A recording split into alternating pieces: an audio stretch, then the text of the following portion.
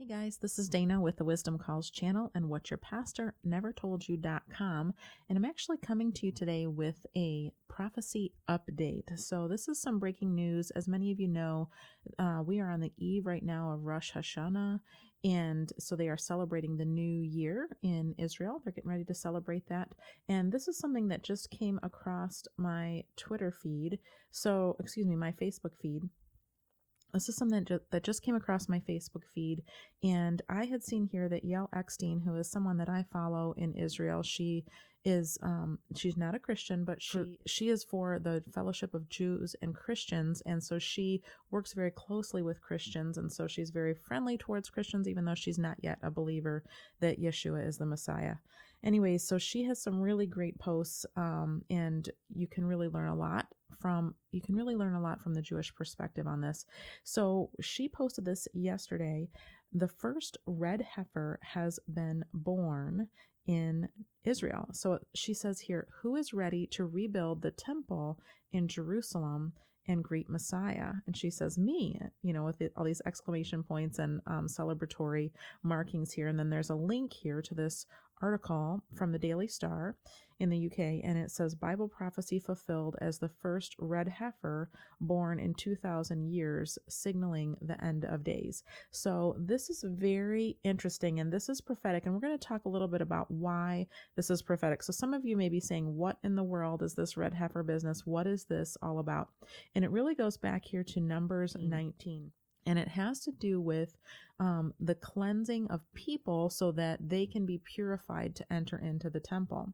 So without this red heifer, as you'll see when we read through the law here in Numbers 19, there can be no cleansing of people when they come in contact with someone who has died. There's no cleansing for that apart from this provision with the red heifer. And so the thought being, the line of reasoning being that if a person cannot become cleansed after they've become in the same room with, let's say you've been to a funeral or whatever, you've been in the same room with a dead person's body, you don't become clean unless you follow this ritual that the Lord laid out here in Numbers 19. And so without that, no one would be purified. No high priest could be purified. No one could enter into the third temple. And the Jewish thinking on this is that perhaps that the reason that no red heifer has been born in the past 2,000 years is because it was not necessary. And so they are seeing this as a potential prophetic fulfillment, that now that there is a totally pure red heifer born in Israel, that it could be a foreshadowing that the third temple is near. And so you saw that in Yael's post. But let's explore here a little bit in Numbers 19. It says, and then the Lord spoke to Moses and Aaron, saying, this is the statute of the law which the Lord has commanded, saying, speak to the sons of Israel that they bring you an unblemished red heifer, in which is no defect, and on which a yoke has never been placed. And so the stipulation here is that this has to be a red heifer, in other words, a female cow that's completely red with no defect, no spot, no blemish, and on which no yoke has ever been placed. So if this cow was ever used for manual labor in the field, that type of thing, that it would be unqualified for this ritual cleansing.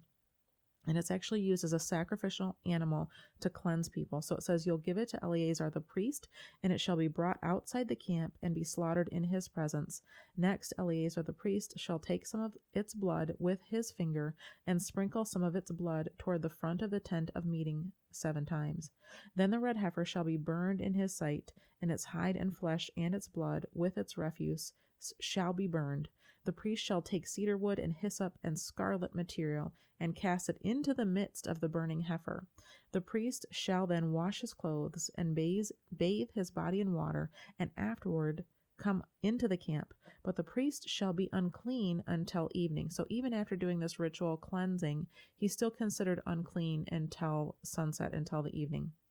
The one who burns it shall also wash his clothes in water and bathe his body in water, and shall be unclean until evening. Now a man who is clean shall gather up the ashes of the heifer and deposit them outside the camp in a clean place, and the congregation of the sons of Israel shall keep it as water to remove impurity It is purification from sin. Okay, so you're going to hear later that they mix these ashes apparently with water, and that this is part of the ritual cleansing. And for whatever reason, the Lord has his reasons. He set these stipulations up. And it says, the one who gathers the ashes of the heifer shall wash his clothes and be unclean until evening, and it shall be a perpetual statute to the sons of Israel and to the alien who sojourns among them. So to the foreigners as well as to the sons of Israel, this is the people living in the land of Israel. This is what their responsibility is for cleansing. The one who touches the corpse of any person shall be unclean for 7 days. That one shall purify himself from uncleanness with the water on the 3rd day and on the 7th day, and then he will be clean. So you see, anybody that comes in contact with someone who has died is unclean until they have performed this ritual cleansing. It says, but if he does not purify himself on the 3rd day and on the 7th day, he will not be clean. Anyone who touches a corpse, the body of a man who has died, and does not purify himself, defiles the tabernacle of the Lord, and that person shall be cut off from Israel. So this is pretty severe. And you can imagine in those days, you never know what causes a person to die, and those things could be spread. So the Lord had put these things in place that through this sacrificial offering, that uncleanness would be covered or purified through this process. Because the water for impurity was not sprinkled on him, he shall be unclean, and his uncleanness is still on him. And so you see here that anybody in Israel currently that's ever been in the same room has touched a dead person, obviously that would be a corpse, they would be unclean, and they would not be purified to go into a 3rd temple if there were a 3rd temple. And verse 14 on continues to talk about, if you're even on the same room with somebody that dies in a tent, you have to go through this process of ritual cleansing. It says, but the man who is unclean and does not purify himself from uncleanness, that person shall be cut off from the midst of the assembly, because he has defiled the sanctuary of the Lord. The water for impurity has not been sprinkled on him. He is unclean. So it shall be a perpetual state for them.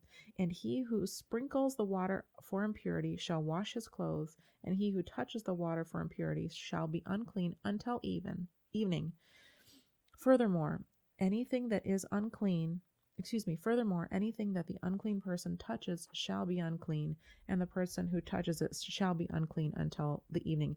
So why is this really important? Of course, this is important for when the temple is present. When the temple is present, there are certain rules that apply in order for people to be considered clean to enter into the temple. And these are rules that the Lord had instated, and he says here that they were perpetual for the people in Israel to follow these commands. So now we have been talking about on this channel before that we know that the Lord will not return until after the 3rd temple is built, because certain things have to happen prior to Jesus's return. Jesus prophesied specific things that would happen before his return, and one of them being the abomination of desolation, which is the Antichrist setting himself up in the 3rd temple as though he is God. And until there is a 3rd temple, that event will not happen, and the Lord won't come back until after that has happened. So I just want to go to that scripture really quick here. Now, there's several scriptures that talk about this. Matthew 24 is a predominant one, and we talked about that in a recent video. Of course, for 2 Thessalonians chapter 2, really important. This lays it out clear. Now we request you, brethren, with regard to the coming of our Lord Jesus Christ and our gathering to him. What's this talking about? It's talking about the Lord's return and our rapture. That you not be quickly shaken from your composure or disturbed either by a spirit or by message or letter, as if from us, to the effect that the day of the Lord has come. So the Thessalonian church had been concerned that they had been left behind, so to speak, just like a lot of pre-tribbers had taught here all across the West, that people had this potential of being left behind. The Second Thessalonian church was afraid of this because things had gotten so bad, their persecution had gotten so bad, they wondered if the day of the Lord had come and perhaps they had missed it. And so Paul is writing to them to assure them don't be shaken in mind at all or in spirit. Don't be disturbed by those things as though the day of the Lord has come, because those things cannot come yet. And this is what he says: let no one in any way deceive you, for it will not come unless the apostasy comes first. That's the falling away, people turning away from the faith. And the man of lawlessness, now this is referring to the Antichrist, is revealed, the son of destruction, who opposes and exalts himself above every so-called God or object of worship, so that he takes his seat in the temple of God, displaying himself to be God, displaying himself as being God. Do you not remember that while I was still with you, I was telling you these things? So this was something that Paul preached to them over and over again. He says, don't you remember? We've had this conversation before. So eschatology to Paul is not something that's an afterthought or something that we don't need to bother with discussing. It's something that's really important. And so this is why I'm saying to you guys, we've been talking on this channel that you would hear people speculating on YouTube, on Facebook, all these different groups, wondering, is the rapture going to happen yet? Well, the rapture is linked to the Lord's return.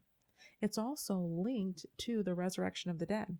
And in Revelation, the resurrection of the dead does not happen until the very end. Towards the very end of Revelation is when the resurrection of the dead happens.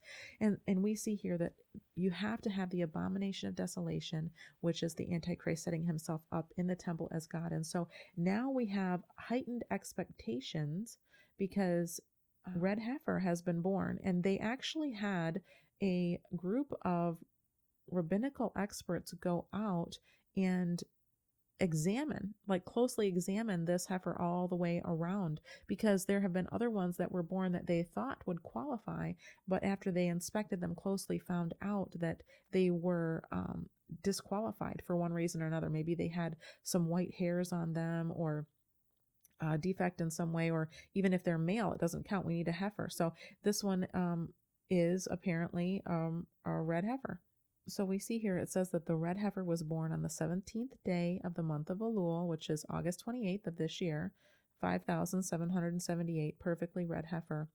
She is a candidate for being cared for under the auspices of the Temple Institute, which they have a Raise a Red Heifer in Israel program specifically for this, so that they could have biblical purity, and also that they would be ready for the rebuilding of the Holy Temple. And for those of you guys that don't know, I believe all the articles for the third temple have already been built.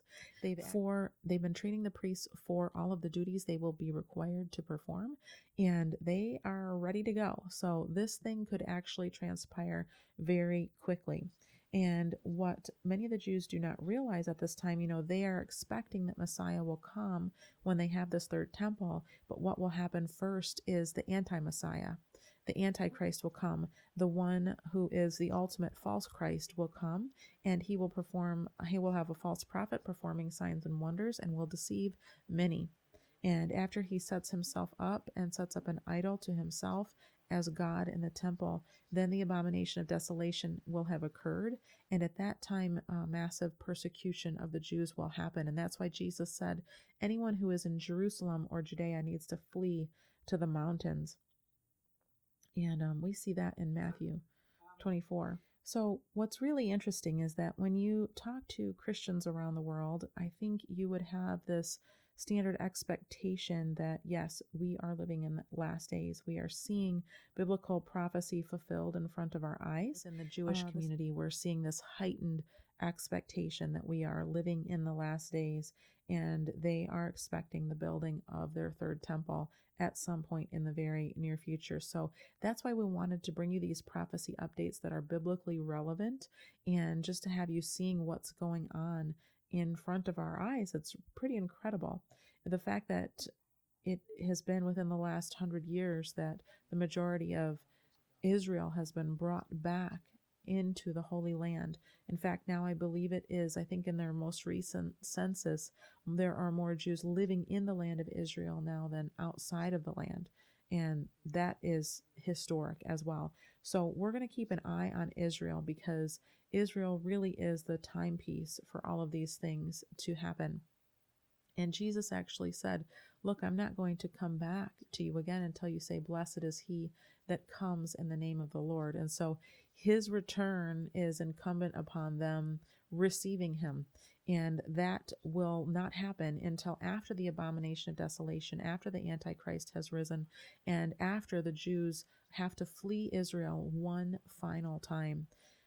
There will be one more fleeing, and Jesus prophesied that there would be an earthquake that will happen and that they will have to flee.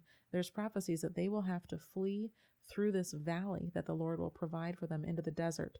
And in Revelation 12, we read that the dragon, who is Satan, when he is hurled to earth, he's going to pursue the woman who is Israel.